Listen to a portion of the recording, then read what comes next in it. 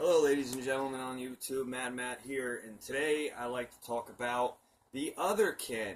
Um, until recently, I didn't even know who these people were. I mean, I had heard the term kind of loosely in conversation, but I really didn't have much info on them. Um, so, the Otherkin, if you don't know, are people who identify. Okay, they think that they are reincarnated or share the soul of either of animals, fictional characters, monsters, vegetables, I'm sure. But the main one that came to this to like the mainstream, from what I've heard, was these dragonkin that believe that they are either reincarnated dragons in human form, as in having the soul of a dragon in a human body, or share a soul with a dragon in another world or another dimension, planet, existence. Um, and they believe they have um, like physical parts of said creature, whether it's a dragon, for instance. They believe they have astral wings. Some are catkin. I mean, there's a kin for everything. You could be a potato kin. If you're a catkin, you have claws, my astral tail. And if this was like the wonderful land of make believe, because personally, I do live action role play sometimes. Like I was a Civil War reenactor.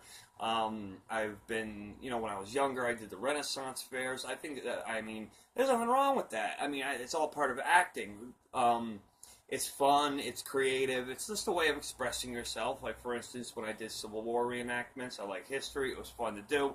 But I didn't believe that it was the 1800s, and I didn't believe that I was really in the Civil War. It was something to do for fun.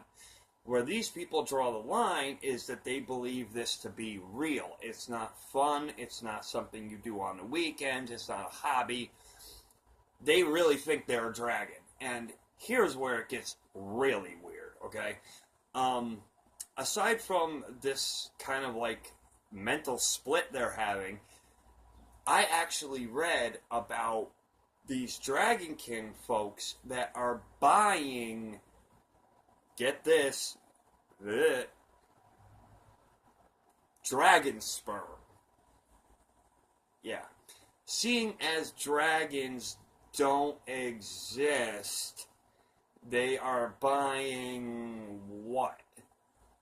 Because they're really getting sperm. They're getting animal semen, basically, from lizards, calling it dragon sperm, and then using a turkey. Yeah, do the math. And this is just fucking disgusting. It's like the people that were making homunculuses out of like chicken eggs, and basically it's just awful and unhealthy and dangerous, and why on earth would you do that? And apparently there are groups of these people that actually have whole rituals around these dragon sculptures, or like animatron. Basically, they're like models of dragons, like that are really big, that these women go and actually have sex with, and are injected with dragon sperm, and it's just whoa. Now, if you're like when I first heard about this, I thought these were a bunch of like 13-year-olds who, I'm a fucking orc, or I'm a dragon, whatever, that's just kid stuff. But when you're like an adult man or woman, and you're like literally being injected with Komodo dragon semen or whatever, so that you can feel like you're having sex with a real dragon or whatever, or if you're like a man and there was another story of a man who was one sort of kin, like this was based on like I guess it's called monster kin, when one guy was based off of a character from a comic book that was subjugated by another character from the comic book, meaning like the orcs like were controlling these people.